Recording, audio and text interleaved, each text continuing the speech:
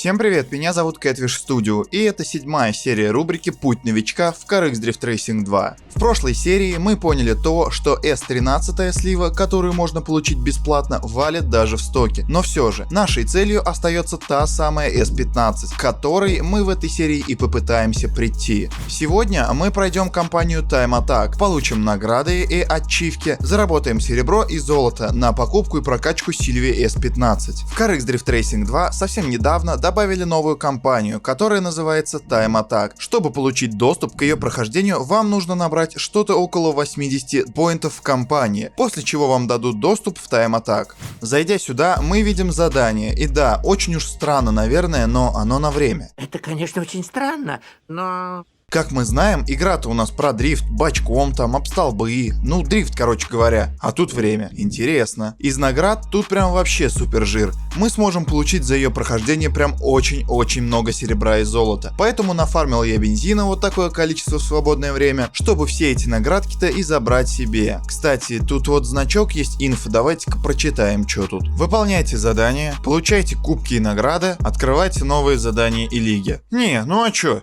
Коротко, понятно и главное ясно. Да и весело, да. Давайте настроим нашу машину для прохождения кампании. Делаем подвеску ниже, жестче, что спереди, что сзади. Делаем также, колеса шире и понижаем давление. Так как в компании, видимо, мы будем не дрифтить, а ездить на скорость. Короче, делаем так, чтобы машине хватало нашей машине. На мотор выкручиваем на всю. В коробке передач мы тоже сдвигаем придаточное число и делаем главную пару длиннее, чтобы передачи были длиннее и так не теряло дрифт. Выбираем задержку при переключении. Снижаем массу и выбираем центр тяжести. Сохраняем и все. Давайте в бой. Блин, капец, конечно. Могли бы и написать, что на тачке не на своей ехать надо. Так, вот мы стартанули, отсчет у нас прошел, и да, наша тачка уже идет боком, но я так понял, раз здесь гонка на время, нам придется ехать, как просто на ринге, не боком, а обычно передом, поэтому пытаемся мы не держать в отсечке нашу машину, постоянно я тапаю педаль газа, для того, чтобы тачку все-таки не уносило в дрифт, и как вот каким-то таким образом я пытаюсь проехать за ним, за что мне дают очки DP, но я вообще не знаю, для чего их дают, и да, скорее всего я успел, оставалось прям впритык 0 секунд, и да, как мы видим, награду здесь дают 3 ДК-поинта оранжевых и целых 30 опыта, то есть по 10 опыта за каждый ДК очко. Выполнил я 3 из 3, что, соответственно, я буду делать на протяжении всей кампании, то есть я буду выполнять кампанию чисто каждый конфиг на 3 из 3, чтобы получить максимальное количество наград. Ну что, давайте теперь приступать к следующему заданию. Второй конфиг у нас, 4-5 передача, и здесь постоянно нужно держать машину в натяге для того, чтобы она не пошла боком. Вот тут я очень уж сильно разогнался, за что и поплатился. Вылетел я за трассу, срыв дрифта, хотя тут в принципе никакого дрифта и не было, да? Ну ладно, пытаемся мы ехать постоянно в отсечке, но на поворотах постоянно тапаем газ и отпускаем его. На этом конфиге я все-таки не смог с первой попытки, выиграть на все 3 очка, поэтому я ее перепроехал и прошел все-таки на 3 со второй попытки. Следующий конфиг у нас на очереди, и здесь я просто офигел от того, сколько времени нам дается. То есть мы делаем вывод, то что трасса будет очень длинной. Для меня, лично для меня, да, этот Time Attack очень уж, сложно пришелся. В игре про дрифт, где есть свой помощник для дрифта, очень уж достаточно прям сложно ездить не боком. То есть помощник вас постоянно закидывает в дрифт, но вам нужно контролировать свою машину. Как вы видите, я постоянно на поворотах сбрасываю скорость и повышаю передачу, либо просто тапаю газ, или же вообще его отпускаю, потому что если вы нажмете газ в пол, то ваш автомобиль просто закинется в дрифт. Здесь есть вот такие вот длинные участки, очень жестко нужно уходить в тормоза и постоянно сбрасывать передачи ниже, чтобы, мотор тормозил вашу машину. Пытаюсь я приблизиться к своему сопернику-боту, тут опять жесткие тормоза, машина у нас вообще не тормозит почему-то, я не знаю, что там у нее с тормозами, но тормозов у нее просто нету, это BMW Eurofighter вроде как, на которой мы едем, да?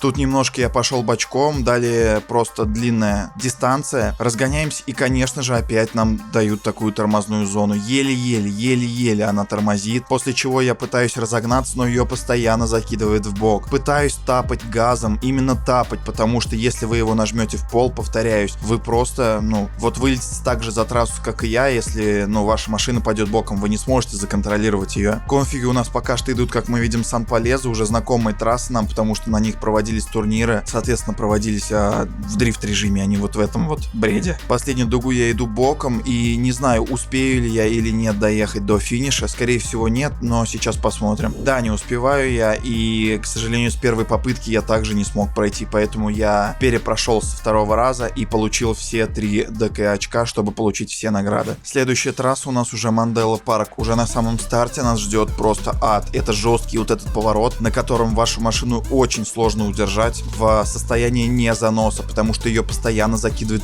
помощником в дрифт. Она настроена именно для дрифта, то есть если бы мы ехали на своей машине, которую я там настроил, ну типа настроил, да, то было бы намного легче, чем на этой, потому что это у нас идет постоянно в дрифт. Достаточно короткая трасса Мандела Парк, и с первой попытки я собираю максимальное количество очков. Следующий конфиг у нас опять Мандела Парк, и уже после старта опять 90-градусный поворот, после чего опять поворот, поворот и поворот. Именно на поворотах в этой компании очень сложно. Здесь опять жесткие тормоза, наша машина не тормозит, я сразу же скидываю на первую передачу, чтобы мотор заставил ее снизить скорость. Далее я выхожу из дуги и разгоняюсь, после чего собираю опять 3 оранжевых очка. Скорее всего, разработчики специально понизили дозу, тормозящего момента, чтобы не так уж и легко было пройти эту компанию. И знаете, я могу сказать вам, пока вот я еду, какой 4-й или 5-й это конфиг, да, могу спокойно сказать, что данная компания, наверное, является одной из самых сложных лично для меня, потому что, игра про дрифт, а это уже какие-то просто гоночные соревнования на кольцевое движение. Милтон Драйв, и это, наверное, самый легкий конфиг в этой компании. Здесь просто нужно спускаться с горы вот таким вот образом. Я включал просто максимальные передачи, 5-ю, 6-ю, 4-ю, и гнал на всю. Куда ты едешь, дур, блядь? Тормозил, тут в принципе поворотов не так уж и много, только, наверное, последний доставил мне неудобства, потому что после него, чтобы выйти из него, надо было правильно дозировать газ, и с первой попытки я собираю, даже у меня время осталось. В таком вот режиме я прошел все остальные конфиги, и, на мой взгляд, я должен высказать свое мнение по последнему конфигу в этой компании. Попыток 5, наверное, я потратил на то, чтобы пройти этот, конфиг последний, и я не смог его пройти, нормально. Знаете, вы, наверное, если вы играли в Need for Speed Underground 2 в сетевой режим, вы знаете, как все там ездят. И знаете, я вот, исходя из всей этой информации по Underground, да, я просто взял и решил сделать так же. Я просто решил входить в повороты вот таким вот способом по стеночкам. Иначе, я не знаю, это можно было час, 2, 3, 4 проходить эту кампанию. Это очень сложная лично для меня трасса. Мне было очень сложно пройти ее, и поэтому вот Need for Speed Underground помог мне пройти. Знания из Need for Speed помогли мне пройти вот таким вот образом, нечестным, так скажем, эту кампанию. А чё? Я не срезал нигде, ничего, я просто по стеночкам входил в повороты. В NFS же это считалось нормальным? Считалось. Там даже в сетевой игре турниры, когда проводились, все по стеночкам ездили специально. Поэтому я такой, а может быть и тут надо по стеночкам? И да, просто берем разгон. Главное, это собирать вот эти клиппинг-поинты, иначе вам компанию не засчитает. Собирая эти клиппинг-поинты, просто гоним на всю. Вы посмотрите, за мной даже этот бот не успевает. Вот так вот по стеночкам аккуратненько проезжаем. Соперник там наш бот вообще не знает где уже. В жопе он, наверное, офигел от того, каким быстрым способом я прохожу эти повороты. Он там, наверное, едет и негодует. Да как так-то, а? Тут у нас прям люто жесткая прямая, на которой не знаю почему, но я как-то получил удовольствие, что ли, переключая передачи и держа вот машину в отсечке. И вот тут очень жесткий поворот, который нельзя срезать ни в коем случае. Если вы его срежете, вам не засчитают вот этот вот клиппинг-поинт, контрольную точку. И вам придется сбрасывать вашу машину и начинать заезд заново. Далее мы тут разгоняемся, и смотрите, сколько у меня еще осталось времени. У меня еще уйму времени, а я уже на финише благодаря этим стеночкам. Но если бы я вот тут не лоханулся, если бы наш Еврофайтер тупорылый тормозил бы, я бы уже финишировал, и у меня бы оставалось еще примерно 8-10 секунд в запасе. Но из-за того, что я там лоханулся, я опять приезжаю под конец времени. Поэтому да, друзья, таким вот способом, хотите играйте нормально, хотите вот таким вот по стеночкам, и вообще вот да, Need for Speed это класс, четко, спасибо NFS Underground 2, спасибо сетевой игре, и все. Как мы видим, мы получаем достижение уверенно шагая, пройдя кампанию. Все наши задания выполнены на 3 из 3 баллов, и как мы видим, мы можем получить абсолютно